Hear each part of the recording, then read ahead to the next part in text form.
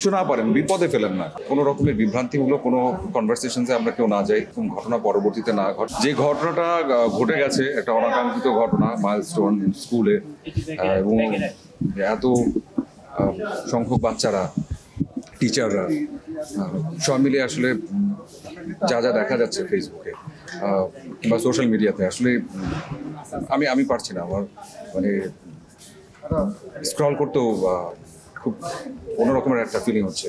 মানে এটা নেওয়া যায় না যে এক একজনের যে অদ্ভুত একটা পরিস্থিতির ভিতর দিয়ে গেছে, এবং সেটা তো এখনো শেষ হয়নি। আসলে যারা এখন হাসপাতালে আছেন, বার্ন ইউনিটে আছেন, বিভিন্ন রকমের ভিতরে আছেন, অনেকে আছে যারা তাদের প্যারেন্টসকে হয়তো ঠিক মতো খুঁজে পাননি, অনেক প্যারেন্টসও আছেন যারা হয়তো কোনো একটা সিচুয়েশনের ভিতরে আছেন।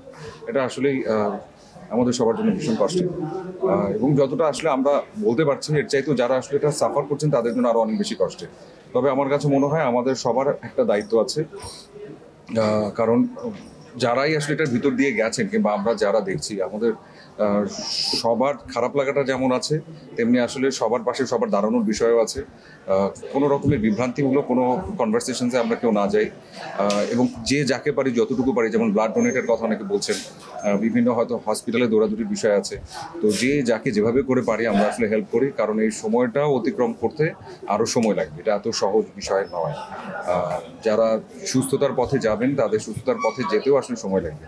তো সেই ক্ষেত্রে আসলে যে যার মতো করে আমরা এগিয়ে আসি এবং আমরা সবার পাশে থাকি, এবং আমরা চেষ্টা করি যে এমনভাবে চলবার কিংবা এমন কথা বলবার যাতে করে যারা আসলে এই পরিস্থিতির ভিতর দিয়ে যাচ্ছেন তারা যেন কোনোভাবে কোনো ক্ষতিগ্রস্ত না হয়, এবং সঠিক মানুষটি যেন সঠিক যেই তাদের যে প্রয়োজনীয় যে জিনিসগুলো কিংবা ট্রিটমেন্টের জন্য যে জিনিসগুলো কিংবা ট্রিটমেন্ট পরবর্তী যে অংশ, সেগুলো যেন তারা সঠিকভাবে পায়। এই দায়িত্বটুকু যেন আমরা সবাই মিলে পালন। আসলে আমরা অনেক রকমের কিছুই চিন্তা করতে পারি, কিন্তু অ্যাক্সিডেন্ট এটা আসলে কিভাবে, কেন, কি হলো, কোনো কিছুই আসলে যদি খুব পরিষ্কার না জানি সে বিষয়ে আসলে খুব বলার কিছু থাকে না।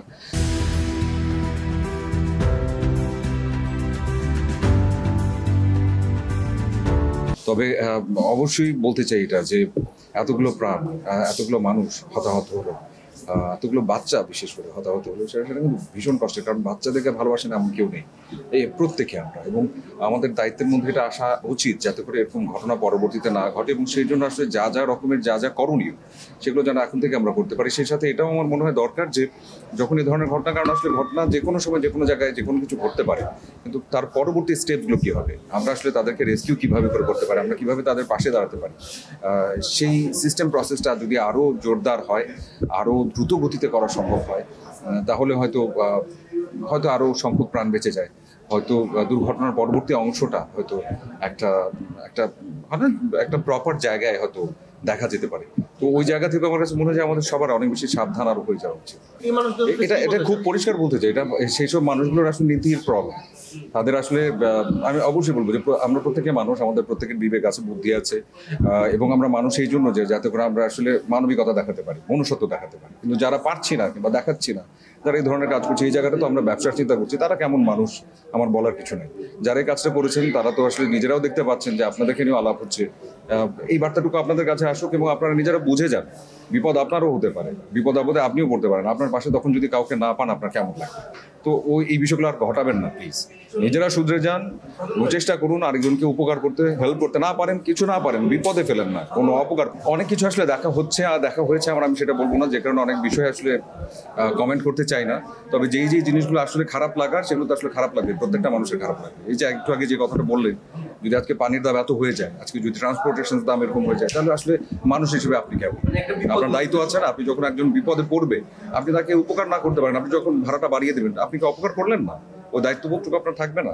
ভীষণ খুশি জিন্সির জন্য পেয়েছি। থ্যাংক ইউ সো মাচ যে আমাকে এই একটা অদ্ভুত পরিস্থিতির মধ্যে দিয়ে আমরা যাচ্ছি, এর মধ্যে আসলে যে কাজ সেটা আমাদেরকে করতে হয়, কিন্তু এর মধ্যে আসলে যে সম্মাননা পেয়েছে আমি সত্যি কৃতজ্ঞ। ভীষণ ভালো লাগার, দোয়া করবেন আমার।